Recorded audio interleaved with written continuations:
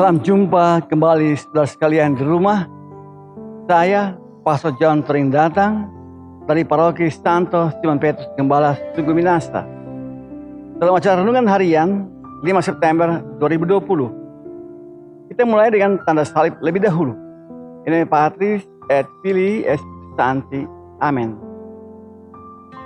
Saudara sekalian, tema renungan harian kita hari ini adalah yang paling pokok adalah mengenali Kristus dan bukan sibuk menilai orang lain.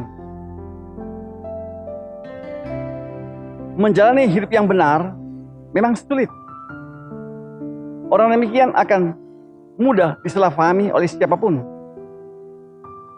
Kita akan dihakimi hanya untuk hal yang sepele, tapi mereka pandang demikian serius, luar biasa. Soal menghormati hari Sabat misalnya, memang serius dalam arti menghormati Tuhan dengan memuliakan namanya dengan cara tertentu, bukan cuma sekedar beribadat, melainkan dalam ritme hidup. Para orang Farisi melihat murid Yesus memetik gandum di ladang gandum, lalu mengistarnya di tangan supaya bisa dimakan. Dan ini membuat orang Farisi mempertanyakan religiositas dan moralitas dari para murid Kristus. Bayangkan, sesuatu yang menurut kita sekarang ini hal yang begitu kecil dipermasalahkan dan dipandang sebagai sebuah dosa. Memang betul, tak bisa kita menilai moralitas orang 2000 tahun yang lampau dengan standar nilai yang kita miliki sekarang ini. Orang Farisi merasa diri suci, bermoral, merasa layak untuk menghakimi para murid Yesus. Oleh karena apa? Mereka orang terpelajar dan pemuka masyarakat dalam agama. Yesus menegur balik mereka itu.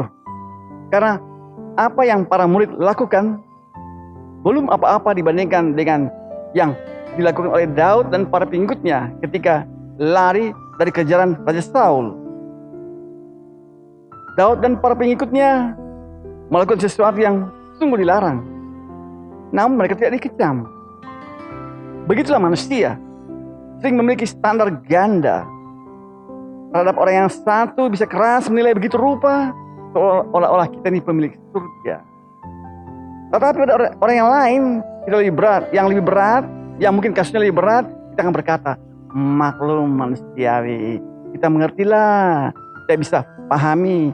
Itu karena situasinya memang begitu, atau karena merasa tergoda oleh pihak yang tak bertanggung jawab, dan seterusnya.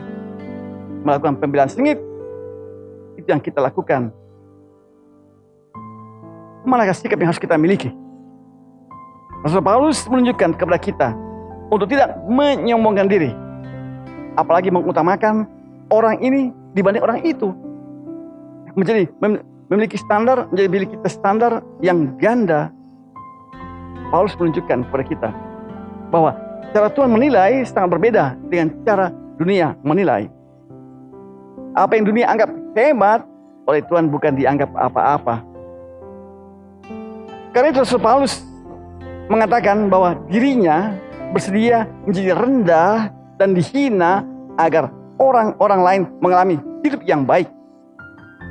Itulah memang seharusnya sikap para rasul yang sejati, yaitu bersedia diinjak dan dihina agar orang yang mereka layani mengalami kemuliaan kehidupan di dalam Allah. Mengapa harus demikian? Rasul Paulus bukan mau menyampaikan jasa-jasanya, melainkan untuk menegur umat Korintus agar jangan melebih-lebihkan diri lalu meremehkan orang yang lain, meremehkan sesama. Semua orang, siapapun itu telah mengalami keselamatan di dalam Kristus. Karena mengalami keselamatan di dalam Kristus, maka yang paling pokok adalah mengenal Kristus itu sendiri. Dan bukan mengejar hal-hal lain yang tidak berguna untuk membawa kepada keselamatan. Para rasul bersedia menjadi sampah dunia ini, agar banyak orang mengenal Kristus dan menjadi milik Kristus. Dengan sikap seperti itu, lalu orang tidak akan menghakimi sesamanya.